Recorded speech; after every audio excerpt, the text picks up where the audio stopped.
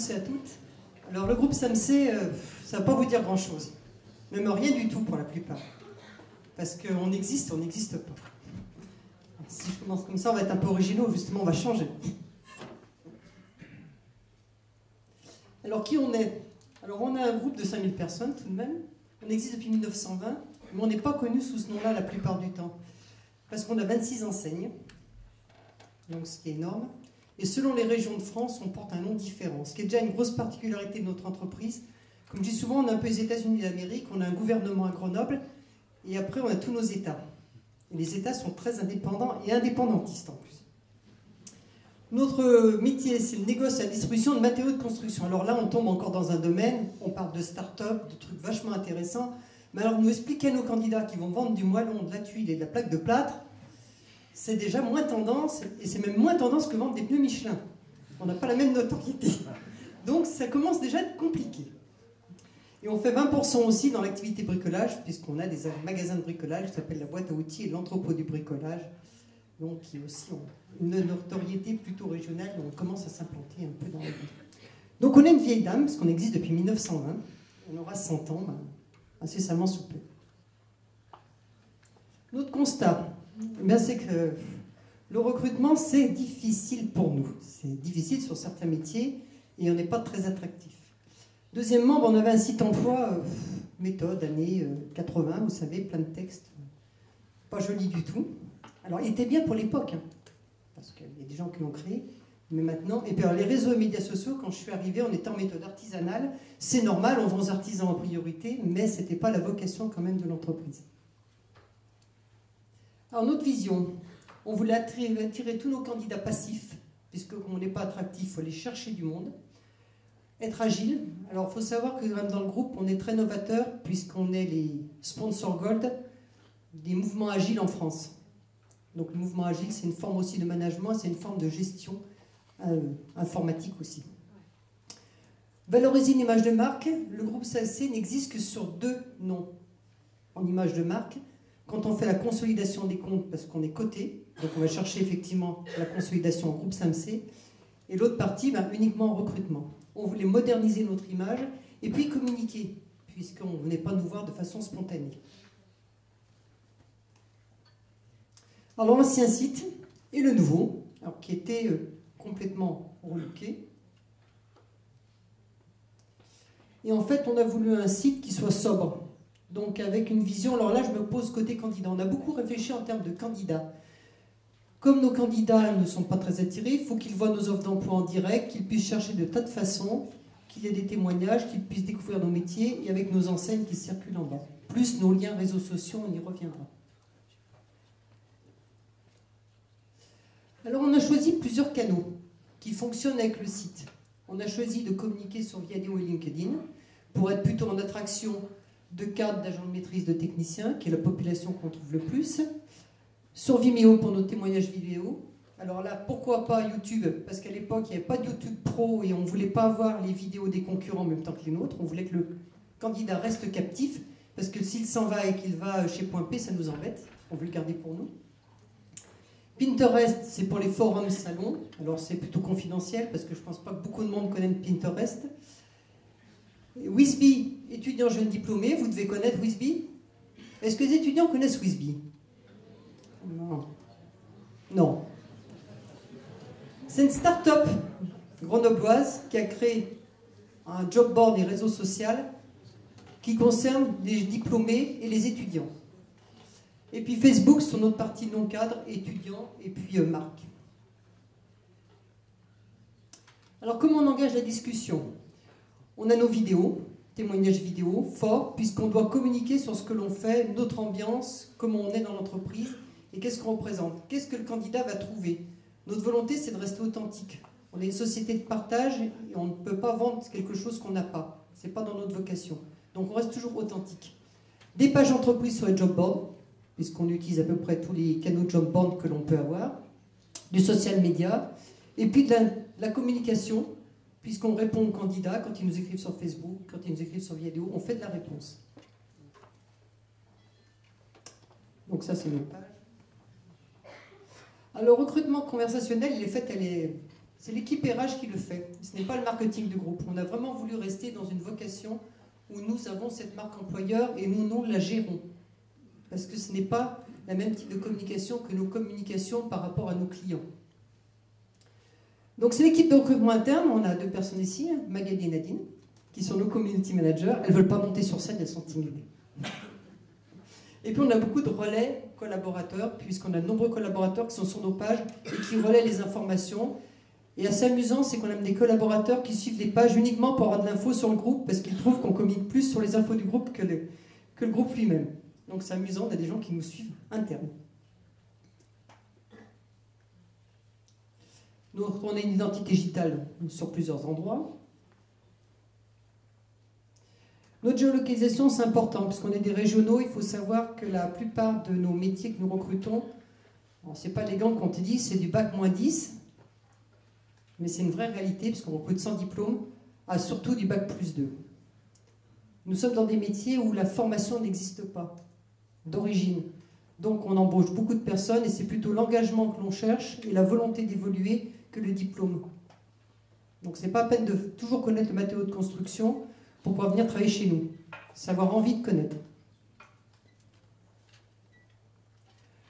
Alors on a l'accès par les mobiles, ce qui était novateur à l'époque. Alors ce n'est pas une appli, parce qu'on n'a pas eu les moyens de se payer une appli, mais notre site fonctionne, et oui, et ce n'est pas une volonté. Je vois un homme. Volonté d'avoir le site qui fonctionne aussi sur mobile. Donc on n'a pas mis une appli, on est différent là-dessus par rapport à d'autres. Il faut dire qu'on n'avait pas non plus un budget inconsidéré quand on a lancé ça. Notre présidence, c'était un peu nouveau. On nous a dit, oulala, on vous a bien demandé de faire de la nouveauté, mais on est quand même assez classique, alors il ne faut pas y dépenser trop d'argent. Et alors on est quand même assez content, parce qu'on est quand même classé par Potential Park comme 27e dans les meilleurs recruteurs sur mobile. Et quand on voit autour de nous, on est la seule petite PME régionale qui est dans le classement. Et c'est un classement, on ne paye pas, parce qu'il y a beaucoup de classements, on vous demande de donner 10 000 € pour être classé, parce qu'il y en a beaucoup qui m'appellent. Vous voyez, les consultants qui je peux parler. Mais nous, ça, c'était assez amusant, puisqu'on n'était même pas au courant qu'on était classé. Alors, intéressant, c'est le retour sur investissement, quand même, aujourd'hui.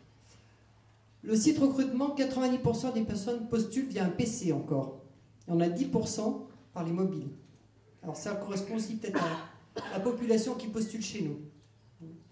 Et sur ces mobiles, 87% par tablette.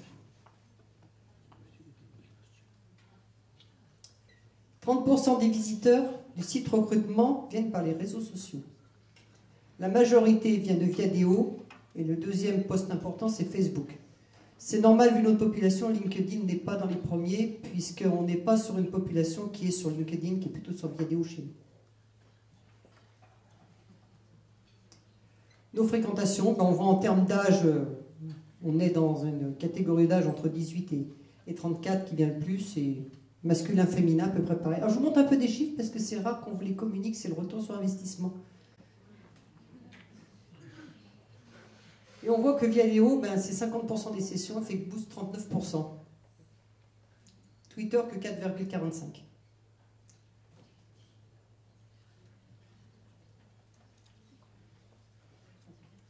Donc nos témoignages, c'est des témoignages qui ont été faits aussi avec peu de moyens, mais par contre on a laissé les salariés s'exprimer. Donc ce sont des vraies personnes de la vie réelle qui travaillent dans notre entreprise. On les a fait s'exprimer sur un métier. Par contre ils étaient juste avec le caméraman et le preneur de son et ils disaient ce qu'ils voulaient. Particularité, on a sous-titré toutes nos vidéos pour les malentendants.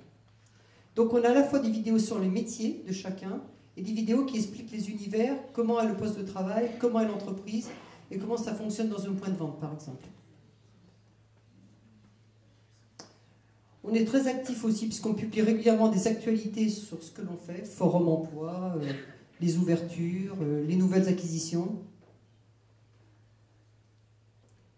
Et puis on a créé une véritable identité sur notre marque employeur, c'est le groupe SAMC Recrute, mais on le décline sur plein de choses. Sur les forums emploi, on a créé une charte graphique, des fiches métiers pour remettre sur les forums emploi aussi. Et puis on a aussi du recrutement mobile, on a la voiture. Mais je vais vous faire rire. La voiture, c'est assez amusant. On a un des collaborateurs du groupe qui se déplaçait assez souvent avec cette voiture, et l'autre jour, il était suivi par quelqu'un qui l'arrêtait pour demander ce qu'on faisait. Donc ça l'avait intrigué. Donc on était peut-être originaux. On a diffusé, alors le site a ouvert fin juin 2012, on a diffusé 745 posts et on reçoit 1100 CV mois. Alors avant, on était plutôt entre 150 et 200 CV mois. Donc on voit aussi le retour sur investissement. Donc après, on a des amis, des suiveurs, c'est pas très intéressant. On n'a pas les chiffres, effectivement, des chiffres extraordinaires, mais c'est pas forcément non plus ce qu'on recherche. On préfère avoir du ciblage que du drainage intensif. Et puis l'innovation, on était là depuis 1920 et on continuera à trouver des idées originales. On a encore plein pour le site recrutement dans le futur. Bravo. À votre disposition.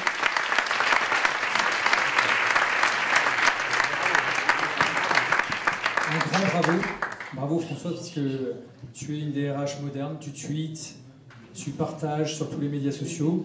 C'est des résultats très concrets, parce que même si tu dis qu'il n'y a pas beaucoup de fans, de followers et autres, on s'en fout à la limite, parce que passer de 150 CV, moi, à 1100, je trouve ça extraordinaire. Est-ce que la pertinence et la qualité des candidatures également a évolué? Parce que l'aspect quantitatif, on le mesure facilement, hein, on le traque facilement, mais est-ce que la qualité est au rendez-vous? Alors la qualité est au rendez-vous sur certains postes et sur d'autres pas du tout. Aujourd'hui, je dirais c'est un conseil que je donne aux candidats. Les candidats, c'est facile de postuler, vous faites un clic, vous posez votre CV. Nous, notre outil de recrutement que l'on a derrière, je ne vous ai pas montré, mais on a un outil de recrutement et on sait combien de fois on postule les candidats et sur quel poste. Alors quand j'ai un candidat qui postule 15 fois, mais qui ne postule pas 15 fois sur le même poste, qui m'a postulé à peu près à tous les postes que l'on a sur le site, donc il va aussi bien du poste de directeur général, des fois, c'est assez amusant, et qui répond aussi bien au poste de commercial de base. Là, on peut se demander de la réalité de la chose, effectivement. Par contre, pour nos sociétés qui n'étaient pas visibles, parce qu'avant il y avait quand même un site de recrutement mais qui donnait des grandes entreprises, mais on a des petites structures dedans, de 100 personnes, 50 personnes, et ils avaient beaucoup de peine à recruter. Le fait de passer sous la bannière groupe SAMC et d'attirer d'autres candidatures fait que là, il y a du qualitatif. Donc on a un effet qui est plutôt un bon effet global. Et après, sur les CV originaux, j'ai encore personne qui arrivait avec une maison sur un camion. S'il vient, on ne sait jamais, on pourra peut-être embaucher quelqu'un qui soit un spécialiste de la construction, qui sera un peu original, parce qu'on est toujours attractif sur l'originalité. Par contre, l'outil lui-même, effectivement, n'est pas forcément conçu pour suivre de l'attractivité et de l'originalité. Et en tout cas, d'être présent sur les médias sociaux, c'est une chose. D'y être actif et engagé, d'être sur les bonnes plateformes, parce qu'on parlait de Viadeo versus LinkedIn, c'est sûr qu'après, tout dépend toujours de la cible. Et si la cible de SAMC se trouve plutôt, en raison du profil, sur Viadeo, c'est sur Viadeo qu'il faut miser. Donc c'est toujours cet aspect stratégique aussi de choix de plateforme. Et pour la partie mobile, tu avais l'air de t'excuser de ne pas avoir développé d'appli. Tu n'es pas obligé d'avoir une appli. Un site mobile, c'est déjà une vraie avancée, parce qu'il y a quand même encore beaucoup d'entreprises aujourd'hui qui n'ont pas appréhendé le mobile. Je ne vais pas vous en parler, parce que sinon, je fais 2 jours sur le mobile et le recrutement mobile. Mais c'est juste une autre expérience qu'il faut proposer aux candidats. Hein. Un site web, c'est comme ça, un mobile, c'est comme ça. On interagit avec son doigt et pas avec une souris. Donc ça change absolument tout. Et là, vous avez été parmi les premiers à y croire. Et toi, tu as misé sur le mobile. Et après, l'appli viendra peut-être dans un second temps, ou pour compléter le site, ou pourquoi pas. Enfin, voilà, mais en tout cas, c'est déjà d'y être. Et ça, bravo aussi, quoi. Merci Jean-Christophe. À votre disposition. Est-ce qu'il y a des questions? Oui. Oui, Damien, et après Laurent, et là-haut aussi. Et on va commencer avec Damien.